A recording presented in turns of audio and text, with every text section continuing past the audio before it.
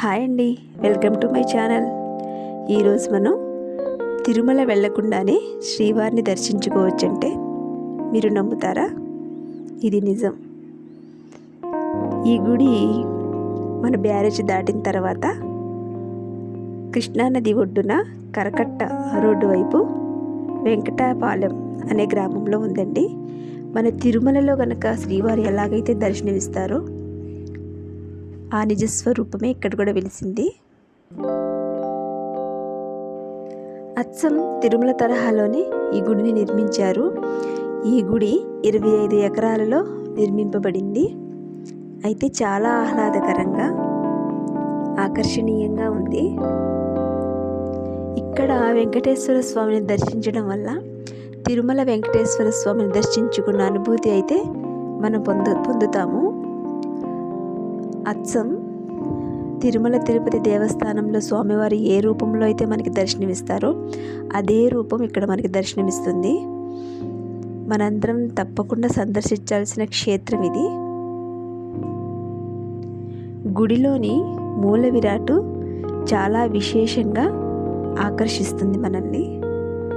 విజయవాడ, గుంటూరు పరిసర ప్రాంతాల్లో ఉండే భక్తులైతే చాలా విశేషంగా పూజలు జరిపించుకుంటున్నారు.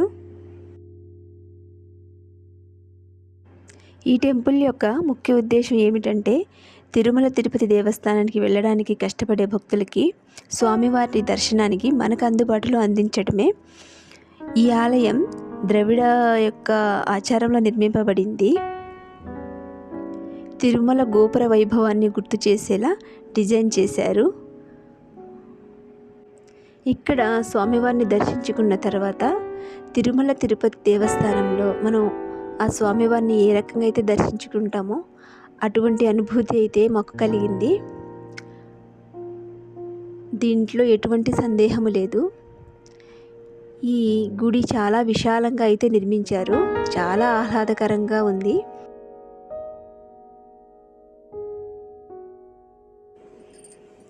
మనం విజయవాడలోని కనకదుర్గ అమ్మవారి టెంపుల్ని దర్శించుకున్న తర్వాత ఇటు వచ్చి శ్రీ వెంకటేశ్వర స్వామి ఆలయాన్ని కూడా దర్శించుకోవచ్చు.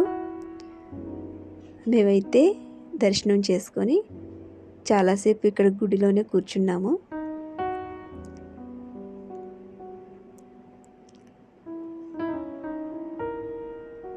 విష్ణు సహస్రనామం, లలిత సహస్రనామాలు చదువుకొని మనస్ఫూర్తిగా స్వామివారిని వేడుకున్నాము.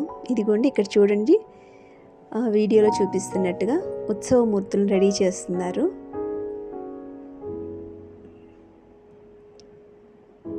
మరి కొన్ని రోజులకి మనకి ఈ వీడియో తీసుకునే అవకాశం కూడా ఉండకపోవచ్చు, అంత చక్కగా అభివృద్ధి చేస్తున్నారు ఈ గుడిని.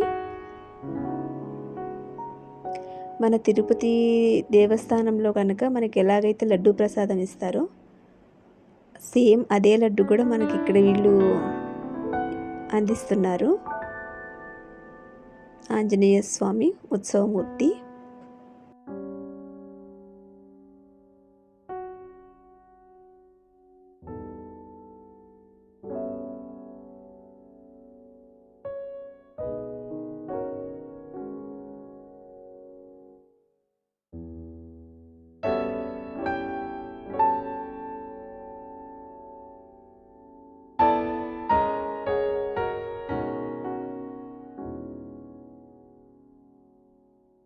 శాంతాకారం భుజగశయనం పద్మనాభం సురేశం విశ్వాకారం గగనసదృశం మేఘవర్ణం శుభాంగం లక్ష్మీకాంతం కమలనయనం యోగహృద్యానగమ్యం వందే విష్ణు భవభయహరం సర్వలోకైకనాథం.